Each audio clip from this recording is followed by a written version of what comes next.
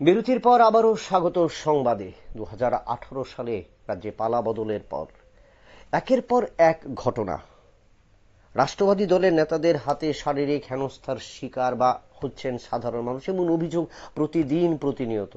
এবার কিন্তু তাদের আক্রমণে বা শারীরিক হেনস্থার শিকার হলেন শানু মালাকার, এবং সেই শানু মালাকারের উপর যে আক্রমণ, সেটা কিন্তু ক্ষেত্রে ডিওয়াইএফআই, এসএফআই থেকে শুরু করে প্রত্যেকেই কিন্তু তার বিরুদ্ধে প্রতিবাদ জানিয়েছেন।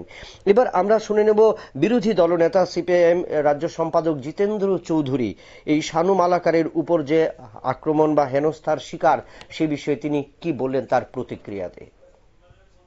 চলছে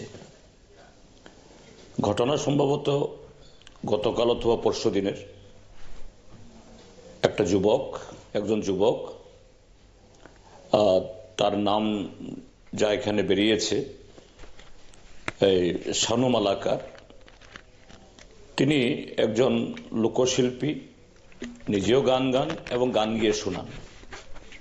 তার সাথে শারীরিক কসরত দেখিয়ে মানুষকে খুশি করে আনন্দ দিয়ে তিনি 2-4 পয়সা তিনি জমান, এবং সেই পোস্টের মাধ্যমেই, এবং যে পোস্টটা ভাইরাল হয়েছে সেখানে যে নানা মানুষের কমেন্ট, সে অর্থ তিনি যা সংগ্রহ করেন নিজের জন্য খরচ করেন না, এটাও গরিব দুঃখী বা দুস্থ তাদেরকে বিলিয়ে দেন, সমাজ সেবাতে করেন।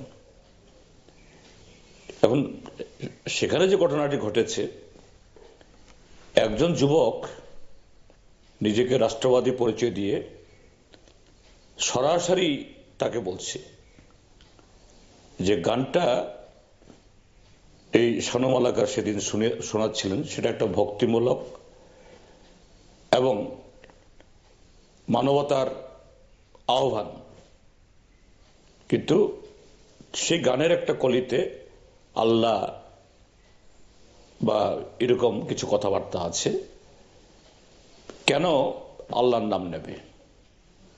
কেন আরেকটা ধর্মের আরাধ্য সেরকম ব্যক্তিকে তার জয়গান করবে?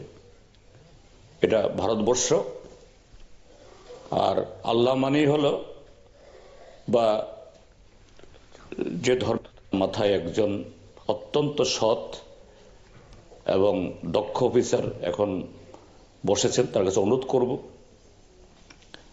এবং সরকারকে অনুরোধ করব যে এই শানু মালাকারের উপরে যে আক্রমণকারী দুষ্কৃতী, একজন নাগরিকের ব্যক্তি স্বাধীনতা, তার উপরে সে আক্রমণ করেছে, এবং সরাসরি যে একটা নির্দিষ্ট ধর্ম মানেই হলো জেহাদি, তাদের উপাসনালয় মানেই হলো এটা সন্ত্রাসবাদীদের আখড়া, তাদের পাকিস্তানে এই যেতে হবে, এইভাবে হুমকিকারী। এটার বিরুদ্ধে যে ধারাগুলির প্রযোজ্য হয়, যে ধরনের পদক্ষেপ পুলিশ নেওয়া উচিত, দ্রুত নেওয়া হোক।